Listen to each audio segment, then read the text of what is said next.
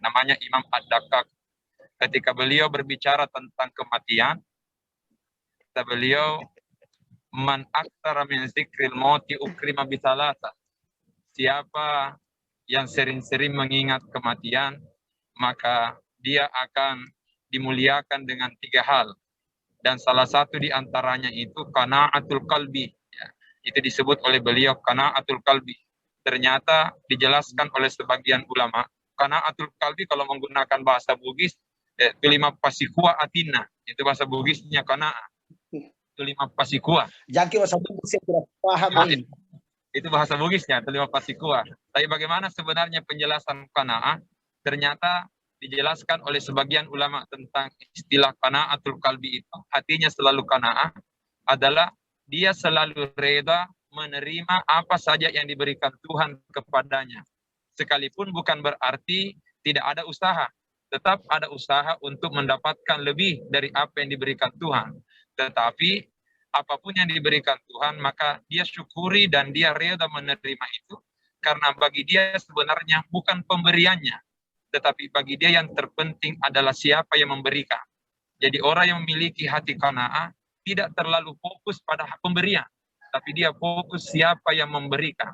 Jadi orang yang selalu memiliki hati qanaah, kalau misalnya Ustaz Ghaffar memberikan sesuatu kepada anak sanad tidak melihat berapa yang diberikan, tetapi yang mereka lihat adalah Ustaz Ghaffar yang memberikan. Jadi sedikit atau banyaknya yang diberikan, selalu hati selalu senang. Kenapa? Karena bukan faktor pemberiannya itu yang membuat kita senang, tetapi siapa yang memberikan. Jadi sama toh misalnya kalau orang aku suka-suka aku cewek-cewek, dia hanya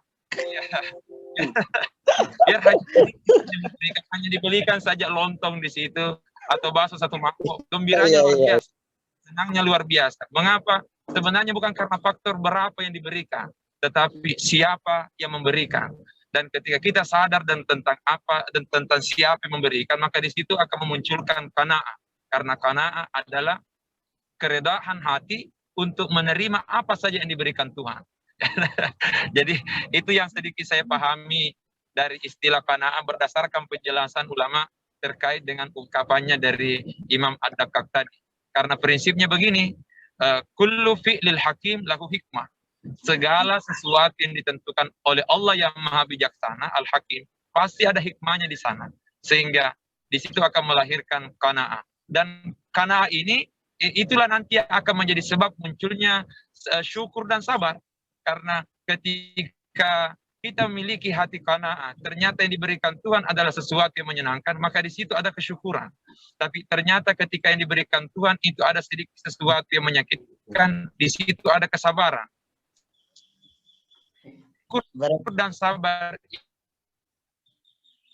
ini bukan karena menyenangkan atau menyusahkan, bukan. Tapi kita menganggap bahwa saya bersabar karena apa? Kita mengatakan diberikan sesuatu yang buruk, kesannya Tuhan memberikan keburukan pada hambanya, padahal tidak demikian. Orang yang bersyukur dan bersabar selalu meyakini bahwa semua yang diberikan Tuhan pasti ada kebaikan di dalamnya. Dan itulah kalau kita mengkaji ayat-ayat sabar seperti itu di dalamnya, bahwa di balik setiap musibah dan keburukan yang ditetapkan Tuhan pasti ada, itu adalah pembuktian dari qanaatul qalbi tadi.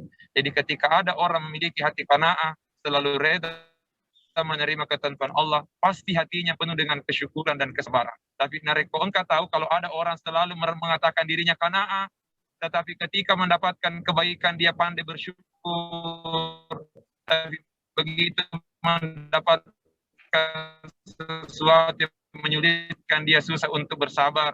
Sebagai orang yang karena ulama yang mengatakan irda bi qada'illah fa yardallahu anka, redalah menerima segala ketentuan Allah, niscaya Tuhan akan reda kepadamu. Saya kira demikian